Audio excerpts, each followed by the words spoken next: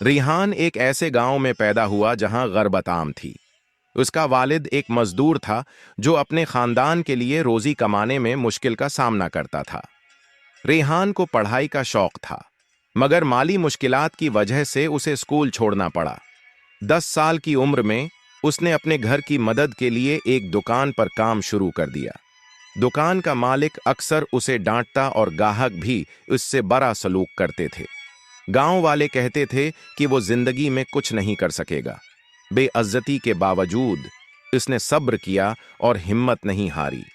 वो रातों को रियाजी सीखता और दूसरों से किताबें लेकर पढ़ता। 10 साल की उम्र में रेहान ने शहर जाकर काम तलाश करने का फैसला किया। चंद रुपए लेकर वो गांव से रवाना हो गया। उसे रहने और खाने के लिए जगह नहीं मिल रही थी, मगर उसने हार नहीं मानी। कई दिन की तलाश के बाद उसे एक फैक्ट्री में सफाई का काम मिला। काम के दौरान वो मजदूरों को देखता और मशीनों के बारे में सीखता। उसने अपने सुपरवाइजर से दरख्वास्त की कि वो उसे छोटे काम करने दे। उसकी मेहनत देखकर सुपरवाइजर ने उसे नए हुनर सिखाए। रेहान ने दिल लगाकर काम किया और मशीनरी के बारे में सीखना शुरू किया। कई साल की मेहनत के बाद उसे मशीन ऑपरेटर के तौर पर तरक्की मिल गई।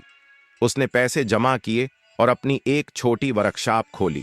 उसकी ईमानदारी और मेहनत ने उसके कारोबार को कामयाब बना दिया। चंद सालों में वो एक बड़ी फैक्ट्री का मालिक बन गया। रेहान जब अपने हम वतनों के साथ मिलकर काम करता है, गांव वापस आया तो लोग उसकी इज्जत करने लगे। उसने इन बच्चों के लिए एक स्कूल बनाया जो तालीम हासिल नहीं कर सकते थे। उसने गांव के बेरोजगार लोगों के लिए नौकरियां फराहम की। वही लोग जो पहले उसे हकीर समझते थे, अब उसे इज्जत की नजर से देखते थे। कामयाबी इस बात पर मुनहसर नहीं कि आप कहां से आते हैं, बल्कि इस पर है कि आप कितनी मेहनत करते हैं। मेहनत, सब्र और नाकामियों से सीखने का अमल किसी की भी जिंदगी बदल सकता है।